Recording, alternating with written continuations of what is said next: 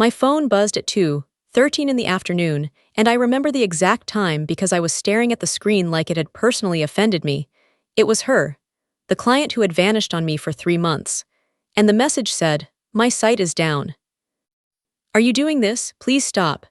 I actually laughed, one of those dry, disbelieving little laughs that comes out when your body doesn't know whether it's about to cry or throw something.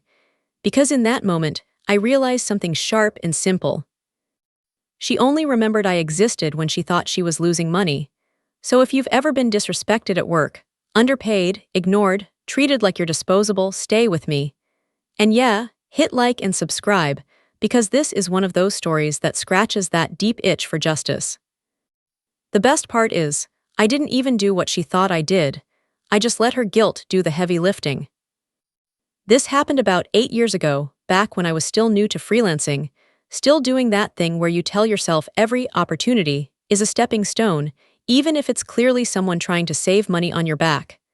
I was hungry for experience, hungry for testimonials, hungry for anything that looked like momentum.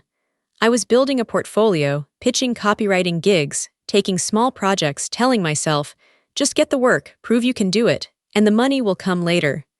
Which is exactly the mindset people like her love.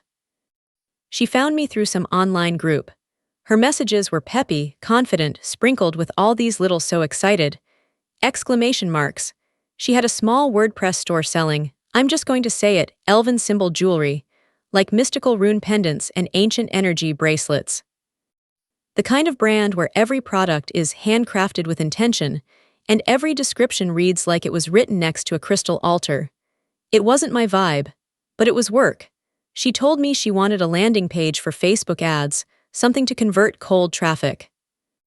A page that would take strangers and turn them into customers. I asked about budget, and she hit me with this casual, breezy line like it was totally normal. I don't really do upfront payments, but we can do performance. Performance pay. Meaning, I do the work now, and I only get paid if it performs. She suggested 5% of sales from that landing page, and I remember sitting there in my little chair, staring at my laptop, doing the math while my stomach did that nervous flutter. Her store looked small. Like truly small. The kind of small where you assume they're maybe making a few sales a day. If that. So in my head I'm thinking, okay, maybe $300 to $800 over the first month or two if it goes well. And if it doesn't go well, at least I can use it for practice. Add it to my portfolio. Pretend the experience paid my rent. That was my first mistake, letting desperation make decisions for me, but I agreed. I wanted the win. I wanted a real result I could point at and say, I did that. So I got to work. I built that landing page like my entire career depended on it. I wasn't just writing pretty sentences. I was obsessing over every line, every headline. The rhythm of the copy, where the buttons went, what questions people would have in their heads as they scrolled. I made it mystical without sounding like a scam. I tightened the offer.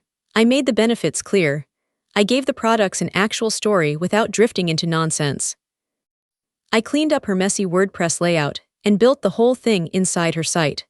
2 days later, when I finally hit publish, I leaned back and felt my shoulders drop for the first time in what felt like a week. My eyes were dry from staring at the screen. My wrists were sore. My brain felt like it was humming, but I was proud. Then she started running Facebook ads, and because I still had access to her website and analytics, I could see what was happening. At first, I checked out of curiosity. Like, okay, let's see if anything's trickling in. Day 1, $120. I blinked, refreshed the page, like it was going to be a glitch. Still $120. Day 2, $200. That little rush hit me, like my body had been waiting to hear good news for weeks and suddenly didn't know how to hold it. Day 3, $150.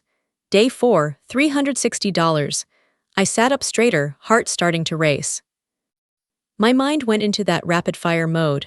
Okay, what's the click-through rate? What's the conversion rate? What's the average order value? This is actually working. This is real.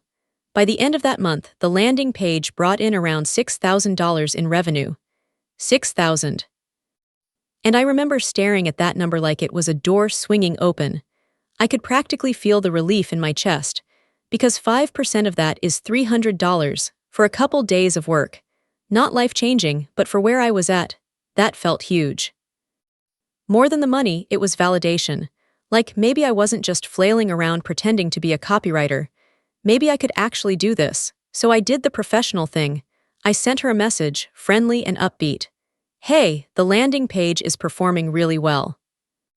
I'm ready to send the first invoice for the 5% performance fee.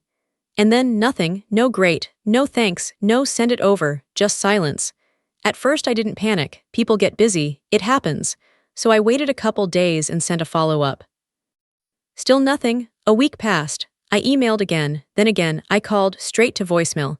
And slowly this horrible realization crawled up my spine. She wasn't busy, she was avoiding me, because the ads didn't stop.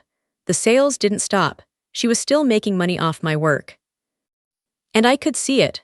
That's the part that really messes with you. It's one thing to suspect you're being used. It's another thing to watch the numbers climb in real time while you're sitting there feeling powerless. Every time I checked the analytics, it felt like pressing on a bruise just to confirm it still hurts.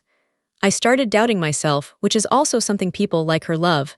I thought, maybe I'm being too intense. Maybe I'm being annoying. Maybe I should be more patient.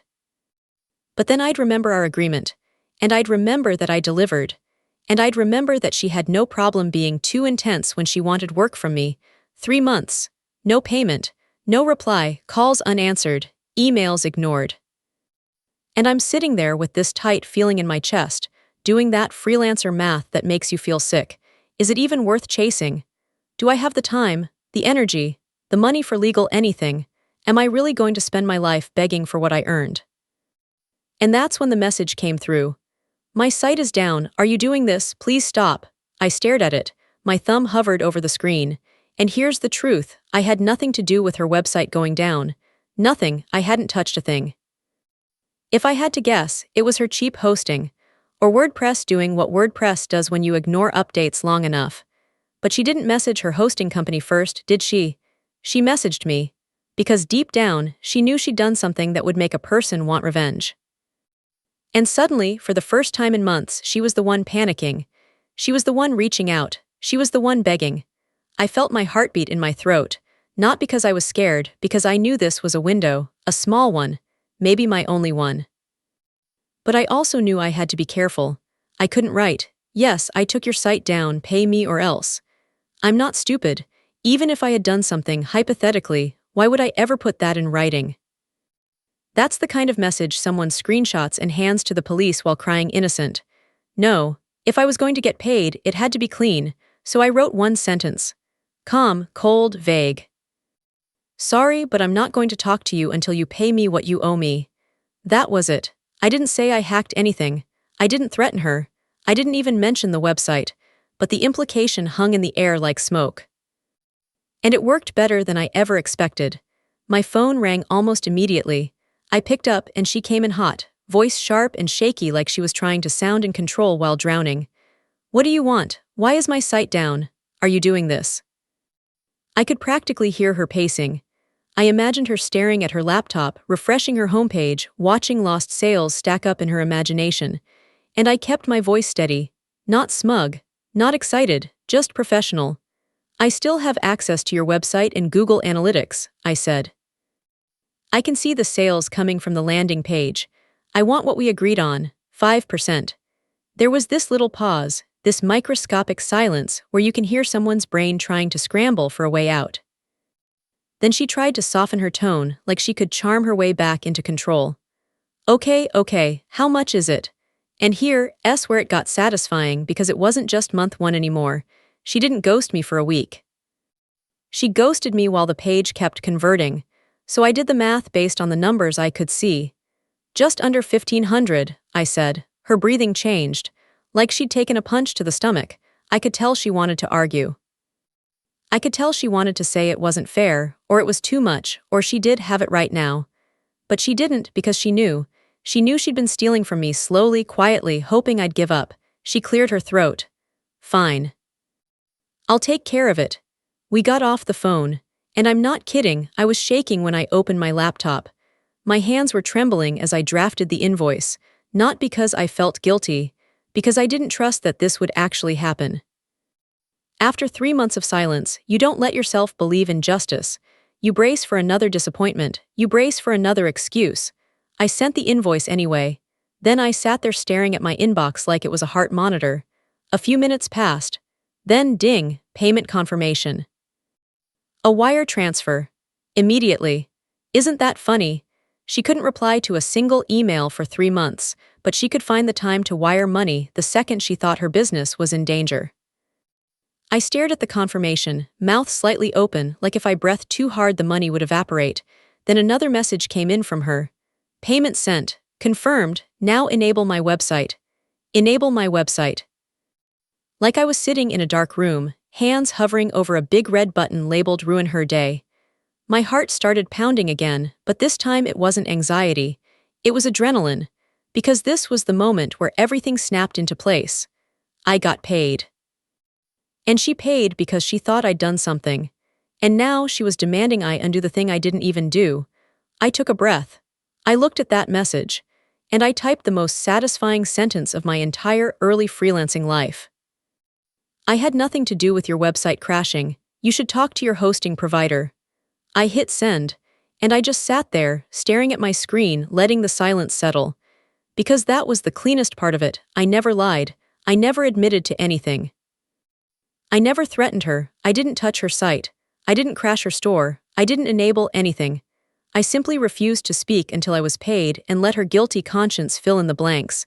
And after that, nothing, no reply, no apology. No, oh my God, I'm so sorry for ghosting you. She vanished again, but this time I didn't care, because I had my money, and I had something even better than an apology, proof that she knew exactly what she did. That experience taught me a lesson I wish I'd learned sooner. The people who accuse you the fastest, the loudest, the most defensively, are often telling on themselves. They assume you'll be as unethical as they are, because that's how they operate. And if you're freelancing, please hear me. Get it in writing, protect your access, don't be ashamed to follow up, and don't let anyone convince you that your work becomes optional once they've profited from it. If this story gave you that warm little glow of yes, that's justice, hit like, subscribe, and tell me in the comments, what would you have done? Would you have told her immediately you didn't do it, or would you have let her sweat just a tiny bit longer? And if you want more revenge stories where karma doesn't knock politely, she kicks the door in, stick around.